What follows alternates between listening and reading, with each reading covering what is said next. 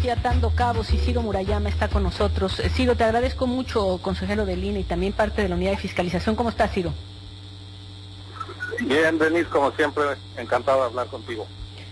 Pues aquí la pregunta es, los partidos presentaron cuentas en las que por supuesto no rebasaban su tope de gastos de campaña. Digamos, ¿cómo es la investigación de la unidad de fiscalización que les permite llegar a datos como en el caso de Coahuila, que se ve el caso más interesante, en donde un candidato supera en 31% el tope y el otro en 26%? Cuéntanos. Pues mira, nosotros hacemos un trabajo de campo sobre el territorio, viendo cuántos espectaculares hay, fotografiamos cada uno de ellos, los georreferenciamos, asistimos a sus mítines de campaña, a sus casas de campaña y vamos recabando información de gastos que nosotros estamos comprobando que ellos están haciendo. Y eso lo contrastamos con los informes que ellos nos dan, también monitoreamos la prensa, las redes sociales, intercambiamos información con empresas. Es el caso, por ejemplo, de Facebook, que nos dice, pues a mí los candidatos me estuvieron pagando y nosotros contrastamos si nos lo reportan o no. De toda esa información, de ese contraste, nosotros llegamos a la conclusión de que se estuvieron ocultando gastos en prácticamente todos los estados que fiscalizamos por las distintas fuerzas políticas, y de acuerdo a nuestro reglamento, cada que un partido te oculta un gasto, tú le tienes que imputar el importe de ese bien, el que haya pagado más caro de todos los contendientes políticos. Si no te reportan la producción de un spot de televisión, pues tú ves de los que sí te reportaron cuál fue el más caro, y eso es lo que le sumas.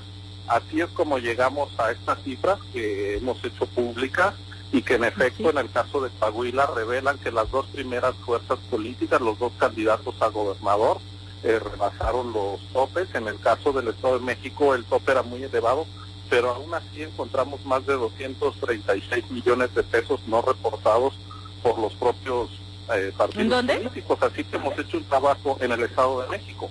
O sea, en el Estado de México nadie rebasa el tope de gastos de campaña, un tope de gastos de campaña muy alto.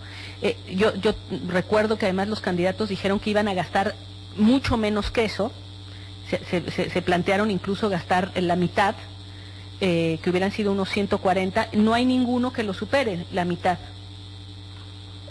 No, pero aún así encontramos diferencias muy significativas. Voy a poner un caso. Alfredo del Mazo reportó 116 millones y en realidad el INE le detecta 168. Esa es una diferencia muy importante. Claro, es el trabajo que nosotros estamos haciendo. Nosotros no fiscalizamos para ver si se pasan o no los topes. Nosotros fiscalizamos a fondo y el resultado es el que encontremos, de tal manera que nosotros no hacemos ningún cálculo político, es un trabajo técnico que tiene que ser muy riguroso. También una causa importante de estos montos no reportados es la movilización de la estructura partidista el día de la jornada electoral, porque la Suprema Corte de Justicia dijo que el pago a los representantes de casilla debe ser considerado como gasto de la campaña electoral, no como un gasto ordinario. Entonces nosotros les exigimos a los partidos que nos entreguen comprobantes de cada persona que estuvo representándolos en las casillas para ver si esa persona hizo el trabajo voluntario o no. Si no nos entregan la comprobación de que fue trabajo voluntario, nosotros asumimos que entonces le pagaron a esa persona y lo sumamos. Entonces de ahí es que hemos también encontrado mucha falta de comprobación por parte de los actores políticos. Estos criterios. Sí, dime. No, te iba yo a preguntar, ¿cuántos consejeros son miembros de la unidad de fiscalización? Bueno, es la comisión de fiscalización, somos 5 miembros y el jueves... votaron por... Nada más quería yo saber si estos dictámenes de la unidad fueron votados por unanimidad de los 5 que pertenecen a la unidad. Bueno, a la comisión votamos 3 a favor, 2 no lo hicieron así en la mayoría de los criterios. De hecho, los criterios pues fueron defendidos por los propios consejeros porque la unidad no había aplicado a nuestro entender este criterio más estricto, que es el que está claramente escrito en nuestro reglamento, en el artículo 27, que dice que gasto no reportado. Tienes que imputar el gasto más alto que se hubiese pagado en esa entidad por el mismo bien, y el hacer válido este principio, este criterio de fiscalización es lo que llevó al rebase de topes de campaña en los casos en que ocurrió. Así que dime, los dos consejeros que votaron, perdón, los dos consejeros que estuvieron en desacuerdo, no es, digamos que no votaron estos resultados, ¿consideran que no se debe aplicar este principio? ¿Cuál es la diferencia? Que es importante saber porque finalmente lo que va a determinar esto va a ser una votación de consejeros. Creo que es interesante saber sobre qué están discutiendo ustedes allá adentro. No, sobre este principio hubo unanimidad, este principio sí fue unánime. Lo que no hubo unanimidad fue la aplicación del gasto correspondiente a los representantes de casilla, que es un monto importante, y pues así vamos a la comisión con el voto, al consejo, perdón, con el dictamen que ya no es de la unidad, es de la comisión, porque fuimos quienes votamos, quienes le preparamos este proyecto de acuerdo, dictamen al Consejo General, y pues el viernes veremos. Yo confío en que el criterio de la comisión se mantenga.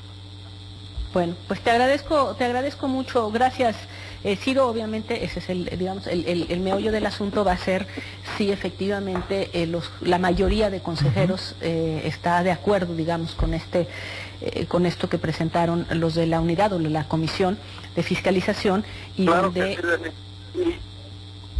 Una cosa Dime. nada más, lo del 5% de rebase para anular una elección está establecido expresamente en la Constitución, en el artículo 41, no es un criterio jurisdiccional, es letra constitucional, pero a quien le corresponde en todo caso la nulidad de la elección es al Tribunal Electoral una vez que valide nuestro dictamen de fiscalización. Entonces nosotros, sin pronunciarnos sobre la nulidad o no de cualquier elección, le damos nuestras conclusiones y a partir de ahí es que la autoridad jurisdiccional tiene la última palabra.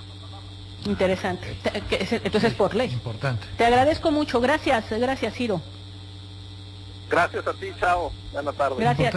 A ver. Importante entonces, porque el procedimiento es votan esto, los consejeros del INE. Y se va al tribunal. Solo votan el rebase de pues gastos, sí, pero está por la ley, pero no, pero está en la ley.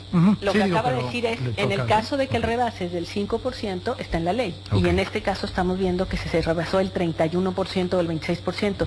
Pon tú que se pongan a discutir si se aplicó de manera muy ruda uno de los digamos estos argumentos o estos principios en el que si no habían declarado un gasto se toma el más alto o cuánto se cobra por el gasto de un representante el día de la elección, que pueden discutirlo, pero estamos hablando del 30% del rebase. Entonces, digamos, estamos frente a una elección donde las probabilidades de que sea anulada es altísima. Sí. Y en el caso de Coahuila, no en los demás casos. Y creo que es interesante decir, nadie rebasó el gasto, el tope de gastos de campaña en el Estado de México, pero las reevaluaciones del gasto son, mira, gasto reportado Alfredo del Mazo 116 millones, INE detectó 168 millones, es decir... Ya estamos hablando de 50 millones. Delfina, gasto reportado, Delfina Gómez de Morena, 122, INE detectó 138, digamos la diferencia es menor.